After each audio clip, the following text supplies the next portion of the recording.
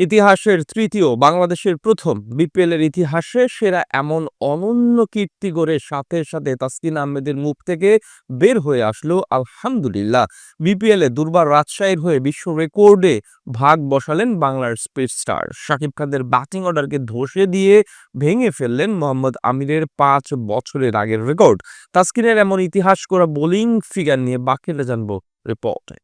ইতিহাস গড়ে সাথেই মহান আল্লাহর কাছে শুকরিয়া আদায় করলেন তাসকিন আহমেদ। বললেন আলহামদুলিল্লাহ। বল হাতে আজ সবাইকে ছাপিয়ে গেলেন বাংলার স্পিড স্টার। বিপিএল এর মঞ্চে গড়লেন বিশ্ব রেকর্ড। শাকিব খানের ঢাকা ক্যাপিটালসের ব্যাটিং ইউনিটকে একা হাতে দুমড়ে মুচড়ে দিয়ে রেকর্ড বুকে নাম লিখালেন ঢাকা এক্সপ্রেস। আসরের শুরু থেকেই দুর্বার রাজশাহীকে নিয়ে প্রশ্ন ছিল সব ভক্ত সমর্থকদের, কিন্তু দলটা একমাত্র তাসকিন আহমেদ আছেন বলেই সবাই আস্থা রেখেছেন, সাপোর্ট করার চিন্তা করেছেন।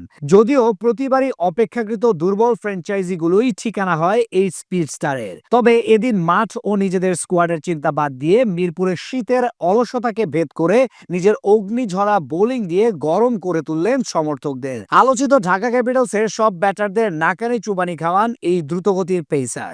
আজ টসে হেরে আগে বল করে তার দল দুর্বার রাজশাহী। বল হাতে তাসকিন আক্রমণে আসেন ইনিংসের দ্বিতীয় ওভারে। সেখানে দ্বিতীয় ডেলিভারিতেই বাউন্সে পরাস্ত করেন প্রতিপক্ষের সেরা ব্যাটার লিটন কুমার দাসকে। তার শর্ট লেংথে পিচ করা বল ডিফেন্স করতে গিয়ে স্লিপে ক্যাচ দিয়ে বসেন এই ব্যাটার। প্রথম ওভারে তাসকিন দিয়ে যান মাত্র 4 রান। এরপর চতুর্থ ওভারে বল করতে এসে তুলে নেন আরেক ওপেনার তানজিদ তামিমের উইকেট। বলা চলে পাওয়ার প্লেতে নিজের কাজের কাজটা করে যান এই পেসার। নিজের দ্বিতীয় স্পেলে 17তম ওভারে বল করতে আসেন তাসকিন। সেখানে নিজের প্রথম বলেই আউট করেন অর্ধশতক করা শাহাদাত হোসেন দীপুকে। একই ওভারের পঞ্চম বলে ফিরান চতুরঙ্গা ডি সিলভাকে। এ যাত্রায় তাসকিনের বলে ডিফেন্স করতে গিয়ে উইকেটের পেছনে ক্যাচ দেন তিনি। এই পর্যন্ত 3 ওভারে 17 রান খরচায় 4 উইকেট নিয়েছিলেন তাসকিন। তবে ইনিংসের 20তম ওভার করতে এসেই রীতিমতো লন্ডভন্ড করে দেন প্রতিপক্ষকে। প্রথম বলে ডট দিলেও পরের 2 বলে 2 উইকেট নিয়ে তৈরি করেন হ্যাট্রিক করার সম্ভাবনা। কিন্তু সেটা না হলেও 1 বল ব্যবধানে ফিরান ঢাকার আরো এক ব্যাটারকে।